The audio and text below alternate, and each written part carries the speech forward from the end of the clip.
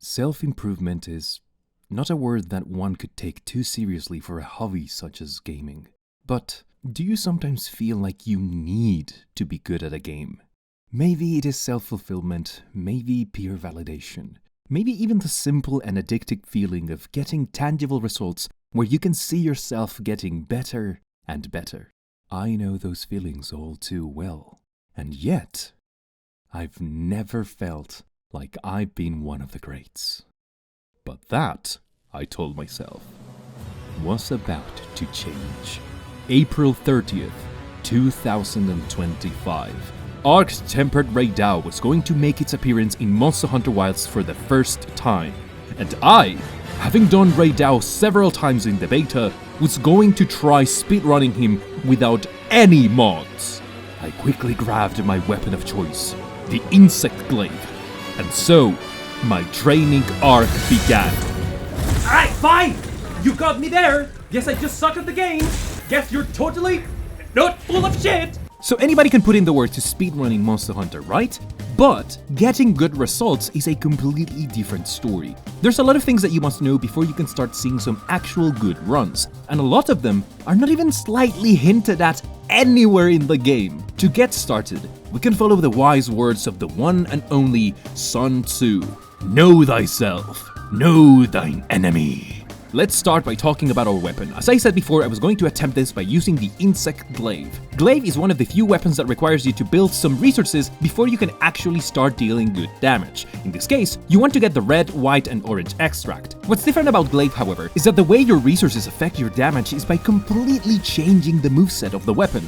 Believe me when I say that until you have collected all the extracts, this weapon is so ass. Like, it can easily open up a new tier level at the bottom of the weapon tier list because of how terrible it is, both in moveset and in damage. Fortunately for us, Insect Glaive in Wilds has many different options to gather those extracts. You have Kinsect Charge, Kinsect Focus Attacks, and Focus Strike, that one being the easiest way to get your extracts back. Not only that, but Focus Strike has an amazing synergy with our strongest move, the Rising Spiral Slash. Rising Spiral Slash is an attack that can only be done after Strong Descending Slash, an attack that is performed by holding circle on a PS controller. Every time you do this attack, you get one step closer to carpal tunnel and arthritis. The charge on this has 2 levels, and the level that you release the attack at determines how much damage you will do with both Strong Descending Slash and Rising Spiral Slash. So generally, while we are doing our basic combos, we will try to hold circle because this can charge the attack while you're doing other actions. In summary, if you want to deal big damage, you have to charge these attacks to level 2 and then follow up with an even bigger attack. The catch here is that doing so consumes all our extracts. So in order to do the most damage throughout a hunt, we have to find a way to do as many Rising Spiral Slashes as we can. And this is where Focus Strike becomes incredibly important while being an incredibly fun addition to our kit. With proper positioning and timing, you can effectively regain all your extracts by following your Rising Spiral Slash with a Focus Strike, making the combo loop all the more satisfying.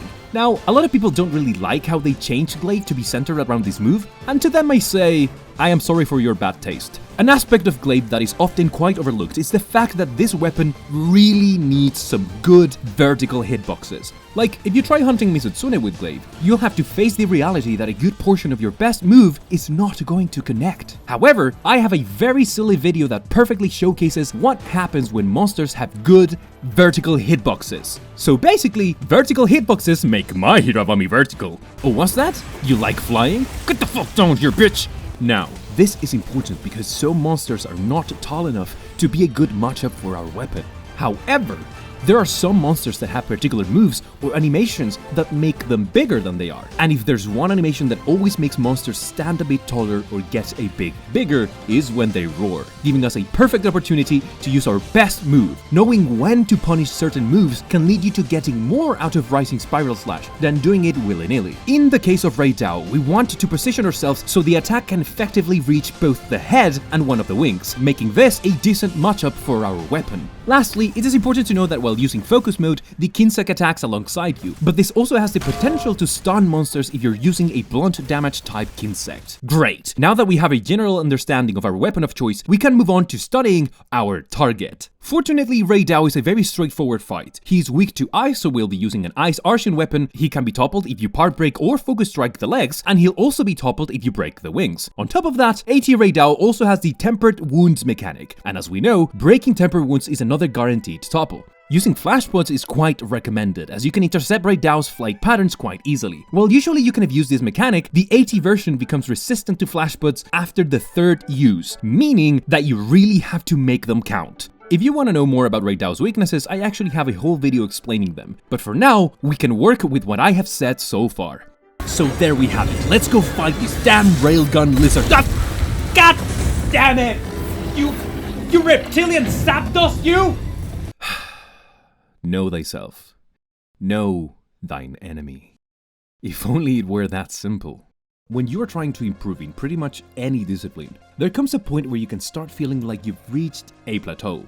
A point where any further progress is extremely difficult to achieve. A lot of people describe this very interesting phenomenon in Monster Hunter where the game suddenly clicks. From one moment to the other, your understanding of what this game was is turned upside down. And a whole new perspective allows you to make massive jumps in knowledge and skill improvement. Maybe it is a particular playstyle, maybe it is the fact that you can finally understand how skills work in the game, or maybe you started noticing how breaking certain parts of the monster can topple them. It is such a brain expansion meme moment because everything you knew is now dwarfed by this new arcane insight. And the best part, it can happen multiple times in the game. So, my question is, do you think that the game can click multiple times throughout your interaction with Monster Hunter?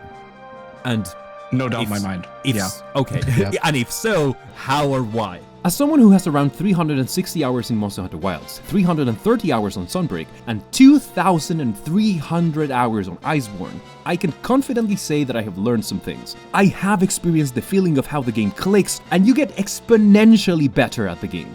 But more important than that, I've come to a point where I can start to notice that there are these moments where I can know what I don't know. Which is a much more difficult situation to be in, not because it rarely happens, but because you can very easily bask in your own ignorance. While practicing my AT Rey Dau hunt, I knew I was missing something. It was this feeling of discomfort, of knowing that what I was doing was just not enough. And so this was one of those moments. There was a third piece of the puzzle, beyond knowing myself, beyond knowing my target, that I needed to acquire if I wanted this speedrun to work. And then, after doing some research, I found it. The hidden art, the secret technique, scripting. I have a whole video where I go into detail about this concept, and I try my best to explain it for people that want a surface level understanding of it so that even the most inexperienced players can get an idea of how to do it. That said, the easiest way I can describe scripting is by thinking of it as a timeline. You basically look at the important events that can happen during the hunt and you try to organize them in a sequence. So like, for example, you ask yourself, can I stun the monster? Can I topple it by breaking any specific parts? Can I plan the best moment to place a trap? You look at all the ways that you can get the advantage in a fight and you try to organize them so that you can basically create a chain of events that will keep you on the offensive and will allow you to make the most out of every situation. Now, keep in mind that this doesn't necessarily mean that you're trying to have the most control over the monster. No, you have to strike a balance between when do you take certain actions for control and when do you prioritize damage. After all, you're trying to kill this thing as fast as possible. But wait! That is not all. What do you think separates actual speedrunners from a filthy casual such as myself? Well, it's the fact that they not only script these events, no. For them, every single action is part of their machinations. Let me show you a very simple script that doesn't involve any of the events that I told you about, but that is equally important in order to have good results when hunting Rathian on the arena quest. This is how my script goes.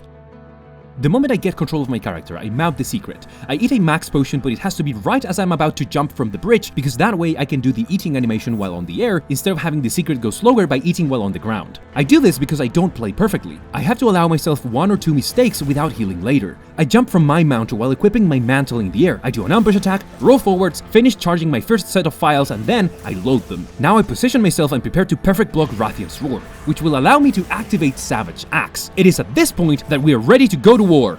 All of this is nothing but my opening script. If I don't manage to accomplish a single one of these actions, it's already a lost run.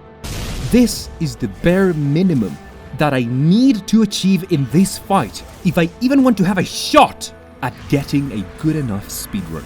Now imagine this, but amplified tenfold, where your timeline is full to the brim with details and events that you want to be targeting during a run. And if any of those don't happen, it's a reset. This is why whenever you see a speedrunner grinding a hunt, you will oftentimes see just a lot, and I mean a lot, of restarting a hunt. It's because even the smallest piece falling out of place can disrupt the balance of your script and exponentially reduce the chances of a good run. But alas, we now have all the pieces of the Triforce. We can not only fell the beast, but we can also do it fast. And here's where I, dear viewer, would really like to tell you that I just went out there, I fought Rey Dau a couple of times, and I got a super good speedrun. While I've been giving you the context surrounding the tools at the player's disposal in order to optimize their hunts, the expression easier said than done does not come even close to describe the abysmal gap between the theory and the execution. Here is my script.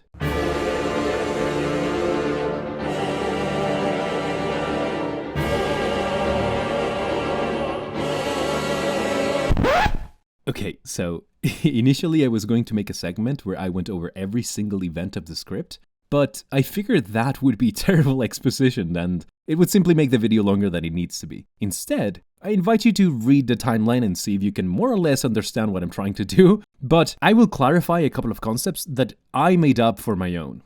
A roaring rising spiral slash is basically punishing Rey Dau when he roars. Since I have roar immunity thanks to the extracts and level 1 earplugs, I can almost always punish his roars and take advantage of his expanded posture in order to get more vertical hitboxes. A rearing up rising spiral slash is a punish that I do when AT Rey Dau does its new special attack. The posturing of this attack makes him really raise his head, and you can even follow his animation sometimes as you're doing the rising spiral slash, getting a lot of good hits to the head. I can sometimes predict when he's going to do this, especially after he enrages, but it's not a punish that I can control whenever I want due to my lack of experience and skill. A standing rising spiral slash is a punish that I do when Rey Dau has just been toppled, and I use my attack as Rey Dau is standing up. If I do a rising spiral slash while he's on the ground, I'll most likely miss a lot of hits, which is a big waste of damage. So while these events have a stationary place in the script, they are very likely to change depending on the monster behavior RNG and depending on how well am I able to control Rey Dau's AI by playing well enough. This means that some of these events are interchangeable. Sometimes I will get every standing rising spiral slash, but I will never land a rearing up spiral slash, and that's okay. Sometimes you can still aim for a good run, even if things don't go to perfection like you visualize them on the script. Lastly, this part here that says random fighting is what happens when you kinda run out of interactions to capitalize from, and you have to improvise as you fight. And this thing about the pillar is because dropping the pillar on him is very important, but also very frustrating. You never know if he's going to behave in a way that will allow you to easily get that pillar drop. While sometimes you can get lucky and Rey Dau will spawn right below it, counting on that possibility is extremely unreliable. The pillar drop was the one thing that could sometimes completely sabotage a run. I could be playing godly, and because I was still missing the damage from the pillar, the wounds would take much longer to appear, and everything would get derailed because of that. It was such a constant point of anxiety during every run because I needed the damage and utility. It brought so much for my script to work, and I couldn't really control when I could use it. It is what it is. Okay, so now I have actually shown you every single bit of knowledge that I applied in order to make this happen. I had about a week of training with a regular quest where you can capture Rey Dau before the actual challenge quest was released on May 7th. As I said, my goal was to get a hunt under the 5-minute mark, and with everything I'm applying to my hunts, I was actually getting good results. But these hunts you see right here, these were capture runs, meaning that I was getting these times and I was still missing around 30% of Rey Dau's health. And that 30%, let me tell you, that was the stuff of nightmares. I was sometimes bewildered by the fact that what felt like a mere 30% health was so difficult to burn at the end. The contrast between my capture runs and the now challenge runs that I was doing felt abysmal. How was I managing to capture Rey Dau in a single sitting without having him leave his nest? And now this was a problem that I needed to deal with constantly, sometimes burning through my 3 luring pots and still not managing to defeat him. Despite all the obstacles, I managed to get a run that finally made me see hope. 5 minutes and 7 seconds. I needed to shave 8 seconds off if I wanted to reach my goal. So one thing to remember, right? I am doing this without mods. So this is pretty much where I needed to get back to farming because I had destroyed my stock of items. I had run out of flashbots, mega demon drugs, might seeds, max potions, you name it. It was in these moments in between where I would try to troubleshoot. I would look at other speedruns, compare their builds to mine, see if there was something else that could give me the edge. When you're pushing to shave off even a couple of seconds, any possible advantage you can get can make a difference. And I'm not gonna lie, I started to get a little bit obsessed with the details. I don't really know how I got into that mental space. I was just like completely locked into this idea that I was going to make this happen. Seriously, I was starting to look like a fucking Blue Lock meme. Shit was cringe, bro.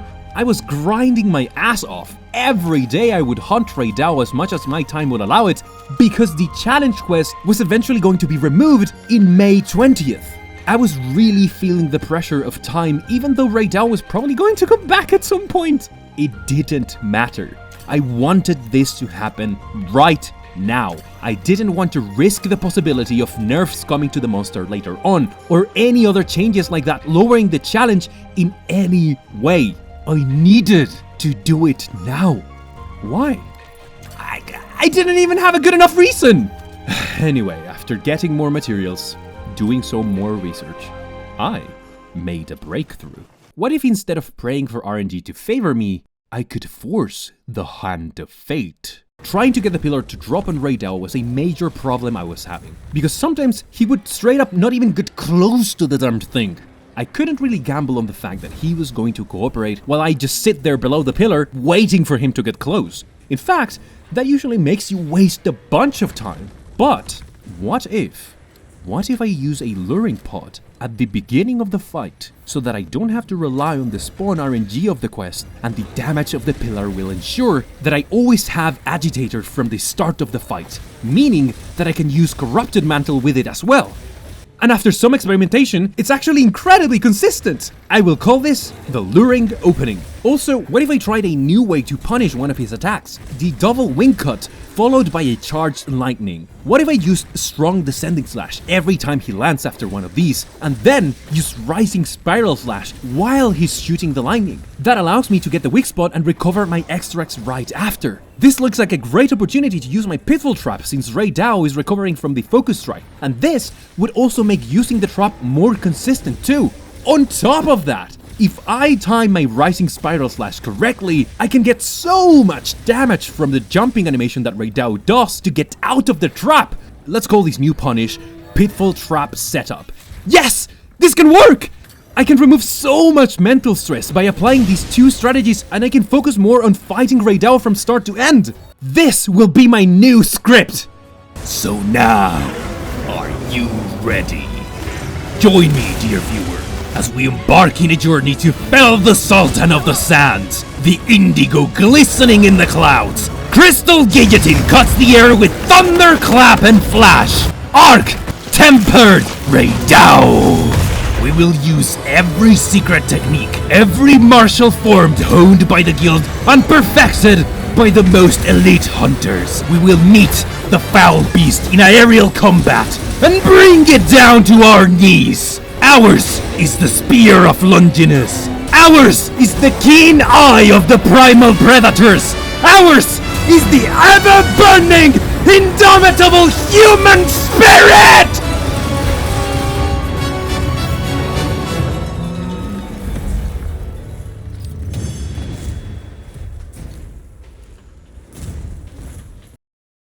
"2 seconds. I was off the mark by 2 seconds. What am I doing with my life?" I really need to bring home just how frustrating it was to grind this fight. Not because it is Rey Dau, but because of how tormenting it can be to speedrun in Wilds specifically. We all know that there's many obstacles in order to fight a monster efficiently in the game, but with Wilds, it's too much.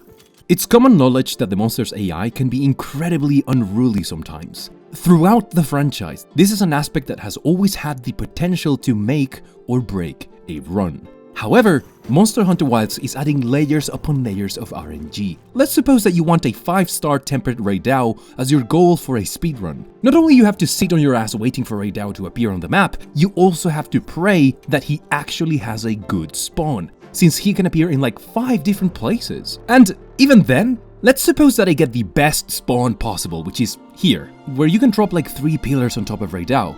Even then, he can spawn in a variety of positions in the same zone. Think about having to deal with this with any of the monsters that you're trying to speedrun. You cannot really circumvent how inconvenient that is for what you're trying to do. Add that to the fact that you have to play slot machines to get the best gear in the game. Argent weapons were the strongest back then, and even today with the new title updates, they are still not dethroned for the most part. This is the glaive I was using to try and do this. I am missing a single attack roll. But I refused to keep crafting Argent weapons because I needed to be out there practicing my run. Even a heroics run is an ordeal because you have to literally go out of your way to use some kind of bug so that your palico stops healing you, and that way you can keep heroics throughout the fight. And even then your palico can fuck shit up for you. What's worse is that heroics is now a food buff. Not any food buff, but an RNG food buff, meaning that you can eat a meal and not even get the damn thing. Remember what I said about resetting all the time? I was resetting so much that I started using my phone to start a stopwatch in order to see if a run was worth it or not. The amount of bullshit that can screw your run is just maddening. Missed the pillar? Reset. Mistimed a punish? Reset. Mistimed a flash bud? Reset. Why did it not register my might sit there? Reset. Why the fuck is my Kinsect flying that way? Reset. Why would you think it was a good idea to put a flash bud there? Reset. What? A Thunderstrike interrupted my Hunting Horn buff? Fuck Hunting Horn! I'm tired of weapon swapping so much. Reset! Why is the game not allowing me to place a trap here? Oh! Is it because the crystal formation left by Rey Dau's lightning is obstructing the terrain? Is that why? Reset!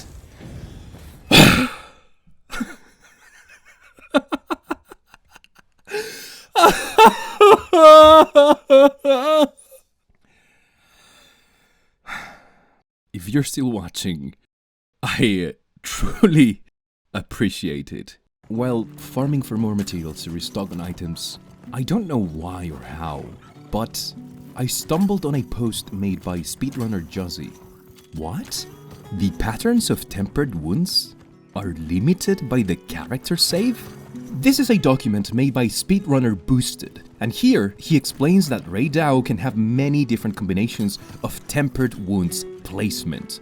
We know that these are the possible places where Rey Dau can show tempered wounds, and in my case, the best combination I can get is one wound on the head, one on the wings, and one on the legs. This makes it so I can more or less always damage the 3 tempered wounds with every rising spiral slash. What Boosted is showing here is the result of some testing done in order to explore the possibility that some characters don't have access to certain wound combinations. He did 100 tests in one sitting in order to prove this, and he got some solid evidence. You can go read the doc, I will leave a link on the description.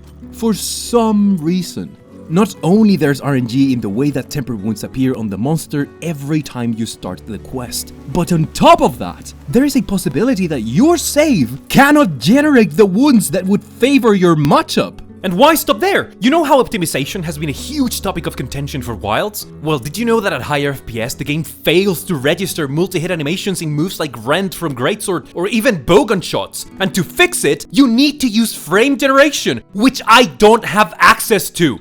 Yeah, how's that frame generation working for you, Capcom? It's not like Glaive has multi-hit attacks, right? I can't really find the words to describe how corrosive this information was. At this point, I was mindlessly grinding trying to get a good run. But in the back of my mind, I could never stop thinking, what if my save just doesn't have the wound combination that I need?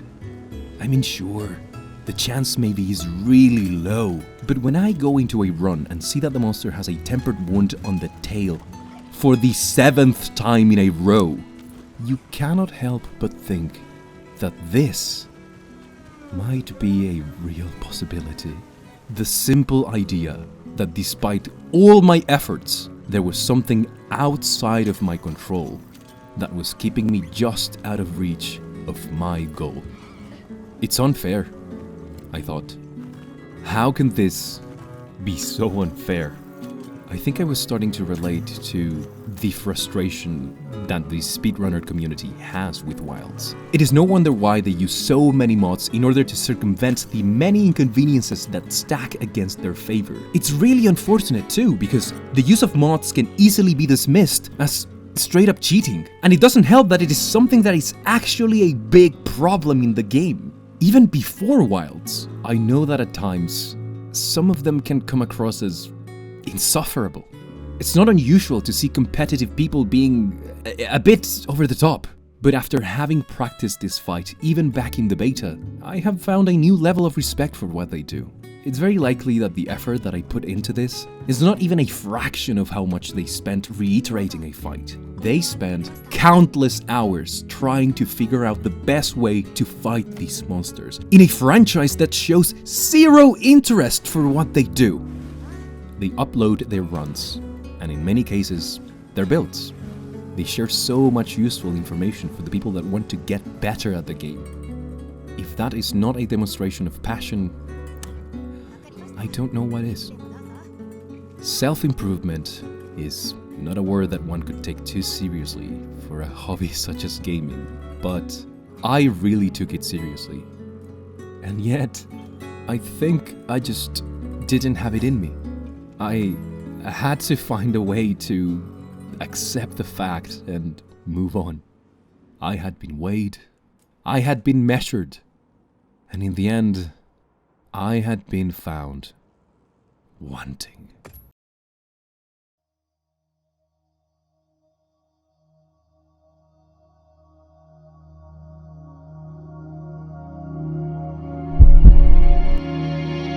No! I refuse to believe it! This is supposed to be a test of my resolve! A true challenge of my skill! Am I really going to invest so much into this endeavor, only to turn back in the fated hour? I don't think so! Come, Rey Dau! You and I have a score to settle!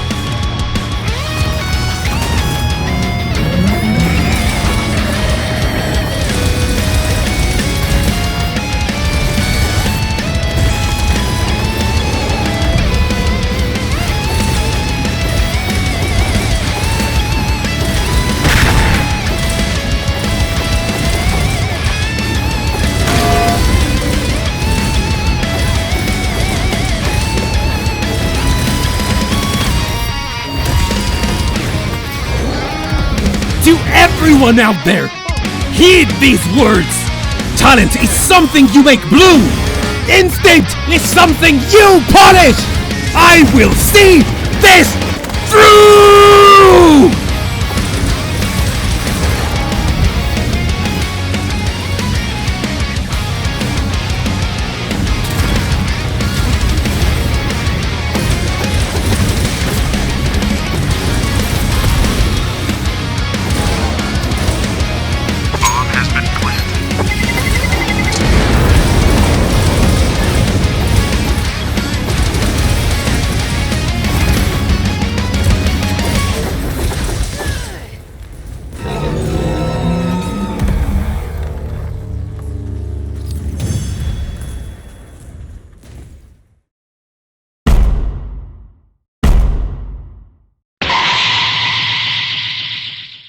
There it was.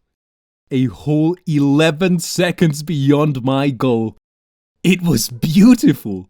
After all the effort, after all the suffering, I had finally done it. The relief, the elation. I sat there in disbelief for what felt like hours, staring at the completion time with my chest filled with pride and accomplishment. And as all these feelings were settling, a single thought formed into my head. I am never speedrunning ever again in my fucking life!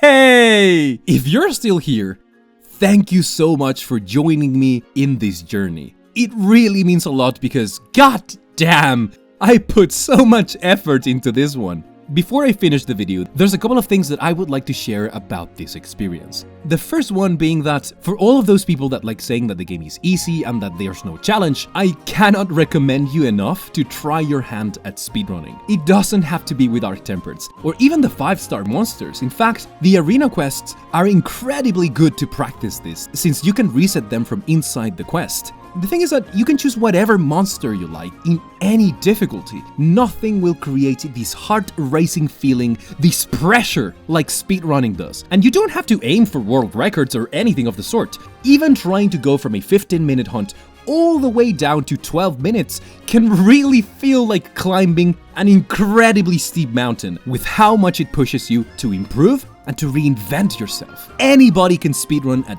any level and any scale. And very much like what happened to me, it can be a bit maddening sometimes, but there's a special satisfaction that you can get when you master a hunt that is truly addicting. The second thing is, if my story made you feel any level of excitement or it made you learn anything interesting about Monster Hunter, please know that there's much better people at doing this than I am. And there's so much you can learn from them. I would try to get informed before copying armor sets, but you can learn a lot of different ways to use your weapon and to play against different monsters by watching other people play. I really hope this gives you a different appreciation for this part of the Monster Hunter community, because it is no less than a pure display of skill, but mostly hard work, dedication, and sheer passion for the game. And hey, if you're a speedrunner and you like this video, take a moment to leave a comment below sharing your main weapon and maybe mention some highlights about you. It would be really cool if more people could connect with one another in the community. Third, I just want to give a shout out and a huge thanks to some people that really inspired me and taught me a lot of the things that made this run and this video possible. Namely, Monster Hunter, speedrunner, and incredibly good teacher when it comes to Monster Hunter mechanics. Go check his videos, you are bound to find something useful. Thanks also to Juzzy, who helped me understand scripting. He has a whole video showing how to fight Arcveld with Switch Axe. Not only this is really educational for those Swax mains, but it's just a really good display of all the ways that you can fight against this monster.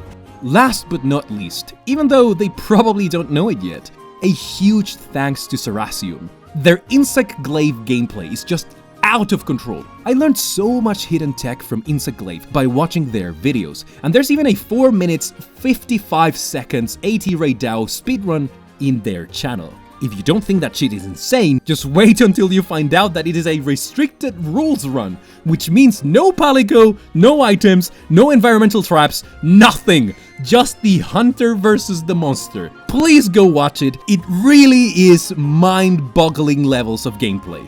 And now, this time for real, we are at the end of this video. If you liked my story, if you like speedrunning, or if you like this video for whatever reason, please consider doing any of the things shown in these stickers, especially sharing it, since that would help me reach new audiences and I'm still trying to grow my channel. You can also find me on Twitter in case you want to stay up to date with what I'm doing.